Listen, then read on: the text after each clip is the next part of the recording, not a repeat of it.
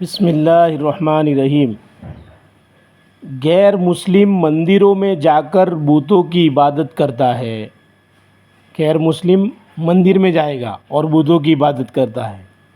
مسلمان بتوں کے یقین کو دل میں رکھ کر، یعنی مسلمان اسباب کا یقین کو دل میں رکھ کر مسجد میں اللہ کی عبادت کرتا ہے۔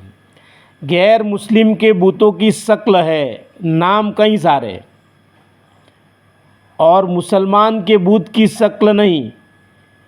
مسلمان کے بت کی شکل نہیں ہے، یقین ہے جو دکھتا نہیں، جیسے دکان سے پلنے کا یقین، نوکری سے پلنے کا یقین، مزدوری سے، کاریگری، کارخانے سے پلنے کا یقین، جسے شرک خفی کہتے ہیں۔ غیر مسلم ظاہر میں بتوں کی پرستش کرتا ہے، مسلمان شرک خفی میں مبتلا ہے، مادہ پرستی میں مبتلا ہے۔ بت پرستی سے نکلنا آسان ہے، لیکن سبب پرستی سے نکلنا مشکل ہے۔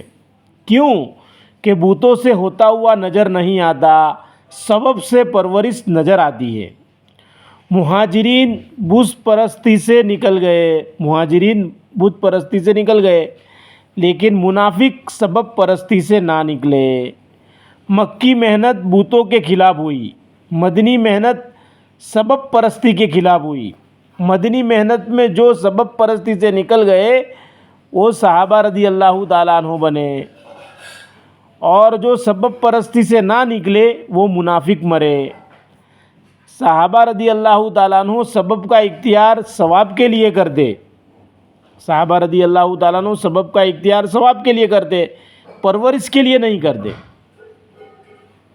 منافق سبب کا اختیار پرورش کے لیے کرتا ہے، منافق سبب کا اختیار پرورش کے لیے کرتے ہیں۔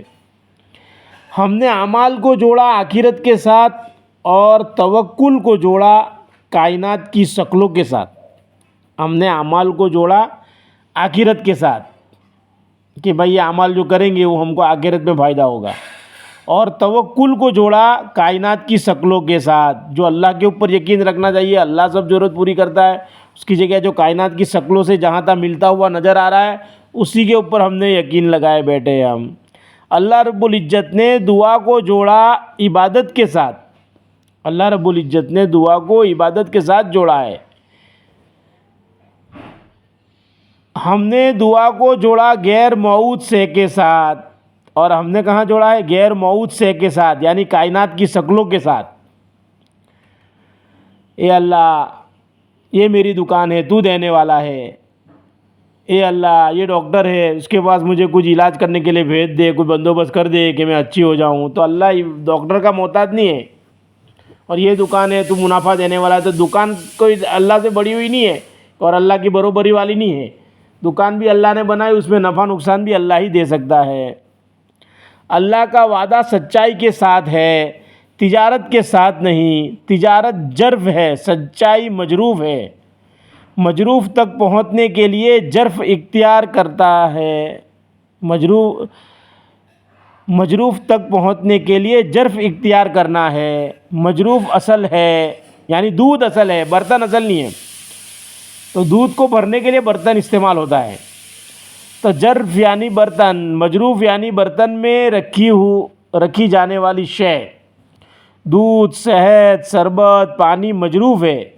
یہ شے جس میں رکھی جاتی ہے وہ برتن ہے، اس لیے مجروف اصل ہے، جرف ذریعہ ہے۔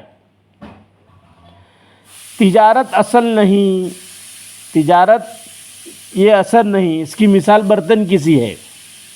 سچائی کے ساتھ وعدہ ہے، جیسے دودھ اصل ہے ایسے سچائی کے ساتھ وعدہ ہے۔ سچائی کے حکم کو پورا کرنے کے لیے تجارت کا اختیار ہے۔ تجارت اصل نہیں، سچائی کے ساتھ وعدہ ہے، سچائی کے حکم کو پورا کرنے کے لیے تجارت کا اختیار ہے۔ اللہ پاک عمل کرنے کی توفیق عطا فرمائے۔